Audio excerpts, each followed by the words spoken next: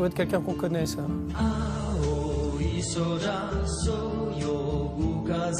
Non. J'arrive déjà pas à voir si c'est une femme ou un homme. Ça vous dit rien? Quoi, c'est long? Ah oui, mais c'est beau. C'est Claude François. C'est du japonais, alors c'est pour ça qu'on met Claude François. Parce que là, on va vous parler de ce projet de loi sur la transition énergétique. Et puis Yann Lavoie dit, oh, non, non, non, moi je veux vous parler des innovations que j'ai trouvées au Japon, précisément dans un salon qui était fait pour ça. Ben justement parce que ce projet de loi en France prévoit à 2025 qu'on ait réduit la part du nucléaire à 50%. Sachez aussi que dès janvier 2015, la flotte des véhicules de l'administration, du service public, 1 sur 2 en remplacement devra être justement avec une énergie alternative. Fini l'essence. Donc, c'est-à-dire quoi? Pour l'instant, c'est l'électrique.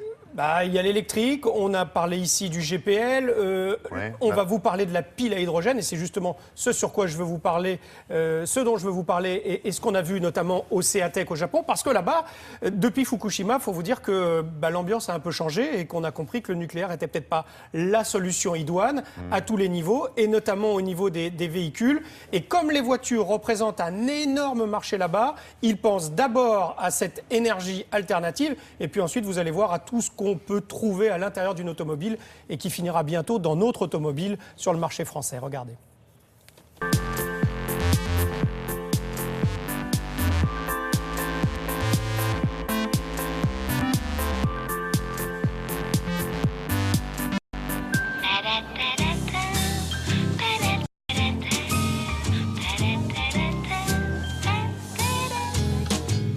La présence du vice-premier ministre japonais en atteste. Les grandes entreprises japonaises sont encouragées depuis Fukushima à développer les énergies alternatives.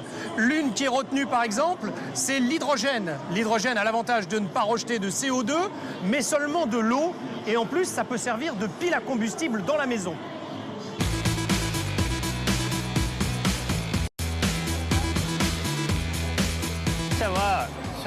C'est la volonté de notre président de développer des voitures avec une pile à hydrogène afin de réduire les gaz à effet de serre à l'horizon 2030-2050. Pour cela, il faut aussi que se multiplient les stations de fabrication et de distribution d'hydrogène sur nos routes. Regardez, nous avons réduit déjà la taille de ces stations. Pour cela, nous travaillons avec des constructeurs, des fabricants et des utilisateurs. Il faut savoir que ces voitures peuvent, avec leur pile à combustible, rouler plus longtemps et ne rejettent que de l'eau. Mieux, l'énergie de la voiture peut même alimenter la maison en énergie. Et d'ailleurs, la préfecture de Saitama procède actuellement à des tests grandeur nature.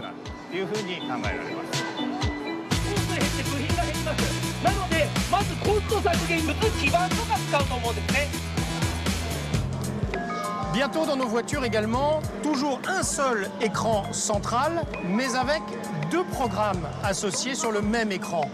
D'un côté le GPS, et puis si on bascule de mon côté, un film.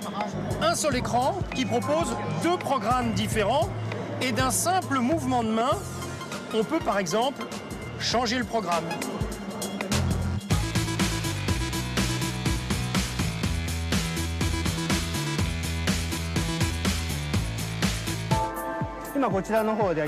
Nous sommes capables de proposer à des constructeurs automobiles d'équiper leurs voitures de 4 caméras. Ainsi, le conducteur n'a plus d'angle mort.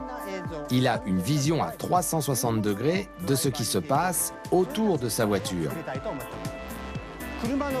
On peut même imaginer que la voiture freine à la place du conducteur si elle détecte un danger imminent. Voilà.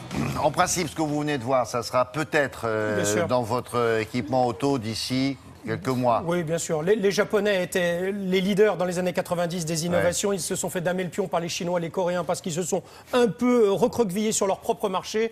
Attention, ils reviennent. Ils ont compris qu'il fallait s'ouvrir au monde. Merci beaucoup.